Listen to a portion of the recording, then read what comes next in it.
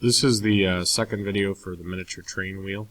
In the first video we went ahead and created the sketch and did our revolve command to create basically the base geometry that we need to then come in and modify off of to create these holes here, or these cutouts here, and add this little peg. What I was going to show here is that I created my initial sketch off of my XY plane, so I created it off of the front plane and did my revolution. So if I click on my front view, this is what Inventor is assigning as the front view. Now I could have made that correction and clicked on a different plane when I created my origin, but realistically this is probably what I would consider the front of my part.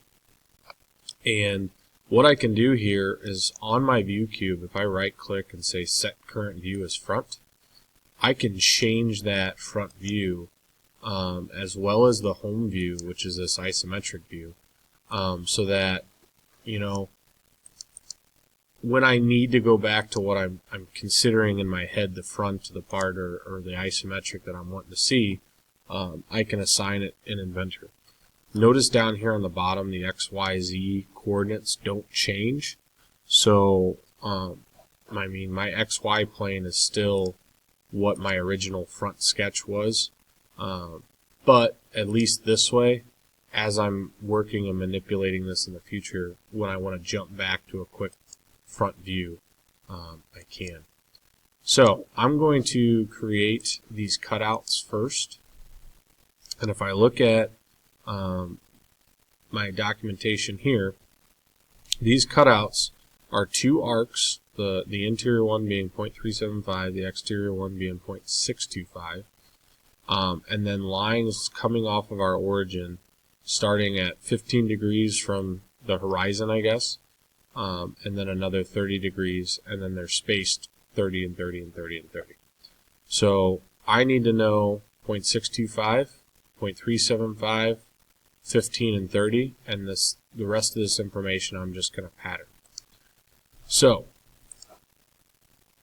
0.375 times 2, because I'm working with a diameter versus a radius. I think that was just a glitch. 0.625 times 2, and then coming off of a horizon, I have tabbing over to do 15 degrees, and then locking to my exterior line. Going back to my origin, tabbing over, 45 degrees, locking to my exterior line. Now, I can leave this sketch just as it is, or I can start to trim a little bit, particularly these exterior circles. But once I delete like these lines here, okay, these are going to become unconstrained because they can still move up and down, right? So what I would do is just leave these long and back to the origin, and when I do my extrude cut, just click on the correct profile. And so remember, when I do my extrude cut, instead of typing in a distance of, you know, this should be 0.125, just use the extents all, and it won't make a difference. So I've made my one cutout. Now it's just a matter of doing a circular pattern. The feature is this last extrusion. The rotational axis is, you know, anything that's circular. Right, I need 6 of them, which is the default. I just say OK, and those are going to come in right where I need them to be. So even if I look at my front view, you can see that they're evenly spaced and right where they need to be, really. So this next part that I need to do, okay, I need to look at both of these images to create it, but it's simply going to be an extrusion forward, another smaller extrusion forward, and then a hole added. So what this information tells me is from the center point to the center point of this stuff here is 0.7 inches. So I need to know that. The next thing I need to know is that this exterior diameter is 0.25, height of 0.375. So 0.7 for my center point, 0.375 tall, 1/4 inch diameter.